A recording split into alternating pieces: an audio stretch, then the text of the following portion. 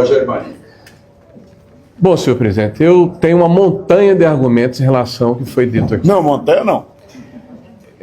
Nós ouvimos aqui que fulano, beltrano, cicrano é de fulano, não é nosso.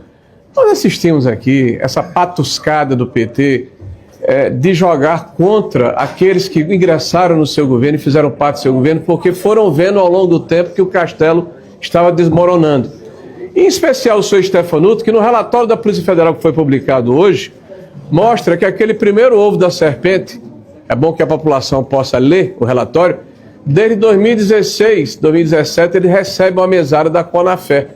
E a Conafé é uma central sindical. Gente, não existe maior mentira do que dizer que o governo de direita do presidente Bolsonaro montou um esquema para beneficiar centrais sindicais e sindicatos picaretas.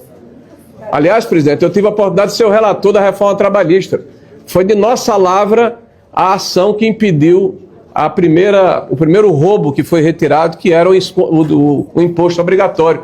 E ontem nós tivemos outra vitória acabando com o desconto associativo. Eu não vou me alongar muito, mas só para lembrar aqui, o Stefanuto, que eles estão jogando as feras agora, que defendiu até ontem, foi chefe de assuntos estratégicos do INSS em 2004, 2006. Governo Lula, você não pode se desvencilhar disso. Coordenador da Procuradoria do INSS em 2006 a 2008. Governo Lula, Procurador-Geral do INSS de 2011 a 2017. Governo Dilma e Temer. E presidente do INSS 2023 a 2025. E mais grave, senador, ele foi o coordenador da equipe que fez a transição. Foi ele escolhido diretamente pelo presidente Lula para fazer a transição, ou seja, para continuar assaltando a Previdência em nome dos companheiros. Isso está muito claro, está muito cristalino, está assim tão claro que eu fico olhando assim, dizendo, poxa, aí ele faz uma série de agressões aqui, o presidente Bolsonaro que não está aqui para se defender. Olha, eu convivi com o presidente Bolsonaro e eu posso afirmar aqui que não conheço figura pública como o presidente Bolsonaro, com desprendimento, com espírito público, com a condição de servir ao Brasil. Ele foi alguém que não permitiu, por exemplo, o aparelhamento da máquina pública como o PT faz.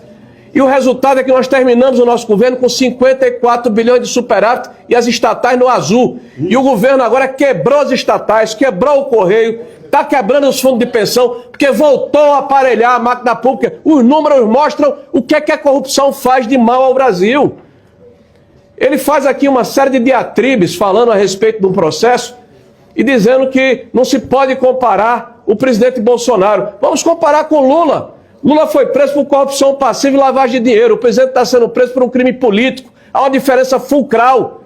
Há uma perseguição contra o espectro político da população brasileira. O maior líder popular do Brasil está impedido de falar. Há 100 dias amordaçado. Enquanto isso, o outro foi preso durante 500 e tantos dias e foi descondenado, porque as ações contra ele não foram retiradas. Houve um problema técnico ou processual e voltou à escala zero. Mas ele teve 3 instâncias de julgamento, ao contrário do presidente Bolsonaro, que não teve direito a uma segunda instância, e nós quebramos, inclusive, o Pacto de São José da Costa Rica. Eu queria, por favor, que botasse na tela aí o exemplo do que é o PT nesses 18 anos, que são um bando de gafanhotos contra o Brasil. Está aí. Na tela. Lista de petistas presos. Aldemir Bendini, ex-presidente da Petrobras e do Banco do Brasil. Ei. Wagner Pinheiro, ex-presidente dos Correios. Otton Silva, ex-presidente da Eletronuclear. Juquinha das Neves, ex-presidente da Valec. Renato Duque, ex-diretor da Petrobras. Renato Cerverói, diretor da Petrobras. Jorge Zelada, ex-diretor da Petrobras. Guilherme Lacerda, ex-diretor do Fundo de Pensão de Funcionário do BNDES. Paulo Roberto Costa, diretor do Abastecimento da Petrobras. João Vacari, ex-tesoureiro do PT. Paulo Ferreira, ex-tesoureiro do PT.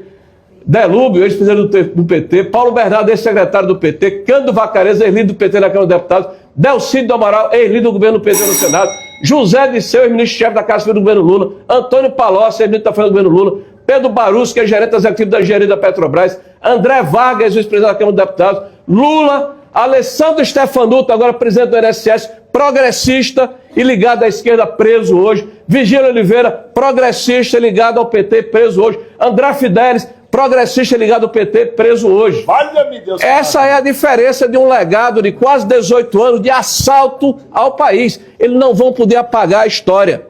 Eles estão tentando reescrever a história, fazendo uma série de artifícios do ponto de vista jurídico, mas a história não prescreve, está tudo registrado. E eu não tenho dúvida que a história vai fazer justiça e está nos observando a todos. Eu espero, senhor presidente, de verdade, que essas disputas políticas fiquem apenas disputa política. Agora que nós não tenhamos a possibilidade de, na próxima vez que nós nos debruçarmos aqui sobre os requerimentos, de fazermos um discurso e temos uma prática diferente. Vamos deixar de blindar os bandidos e vamos aprovar os requerimentos.